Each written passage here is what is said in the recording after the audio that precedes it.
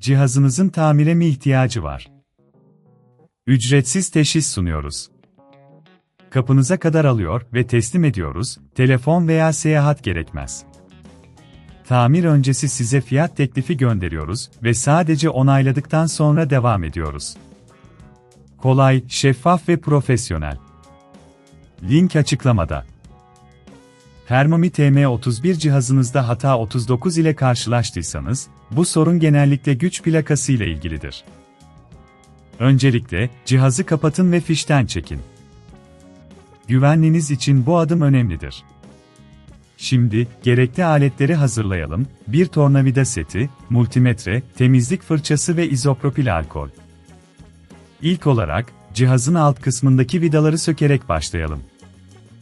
Tornavida ile vidaları dikkatlice çıkarın. Vidaları kaybetmemek için bir kapta saklayın. Vidaları çıkardıktan sonra, alt kapağı yavaşça kaldırın. İç kısımda, güç plakasının bağlı olduğu alanı göreceksiniz. Burada, güç plakasını yerinden çıkarmadan önce, kabloları dikkatlice kontrol edin. Eğer kabloların hasar gördüğünü düşünüyorsanız, bu sorunu çözmek için mutlaka profesyonel bir teşhis almanızı öneririm.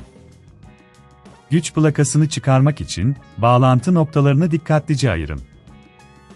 O aşamada, eğer bunun çok zor olduğunu düşünüyorsanız, evden alım ve teslimat hizmeti sunduğumuzu unutmayın. Bu hizmet sayesinde, cihazınızı evinizden alıp tamir ettikten sonra size geri teslim ediyoruz. Şimdi güç plakasını kontrol edelim.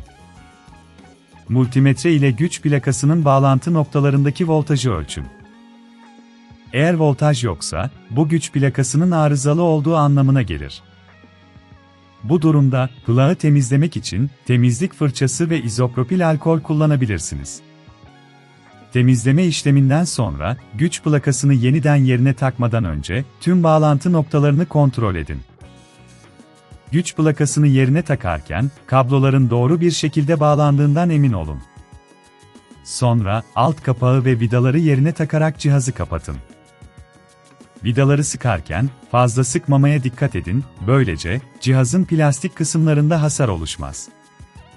Tamir işleminizi tamamladıktan sonra, cihazı tekrar fişe takın ve açın. Eğer her şey yolundaysa, Thermomix TM31'iniz sorunsuz bir şekilde çalışmaya başlamalıdır. Eğer sorun devam ederse, telefon yok, seyahat yok. Size sunduğumuz tamir öncesi fiyat teklifi hizmetimiz sayesinde, tamir işlemi hakkında net bir bilgi alabilirsiniz. Bu sayede, tamir işlemi için ne kadar bütçe ayıracağınızı önceden bilirsiniz.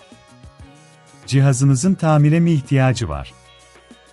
Ücretsiz teşhis sunuyoruz. Kapınıza kadar alıyor ve teslim ediyoruz, telefon veya seyahat gerekmez. Tamir öncesi size fiyat teklifi gönderiyoruz ve sadece onayladıktan sonra devam ediyoruz. Kolay, şeffaf ve profesyonel. Link açıklamada.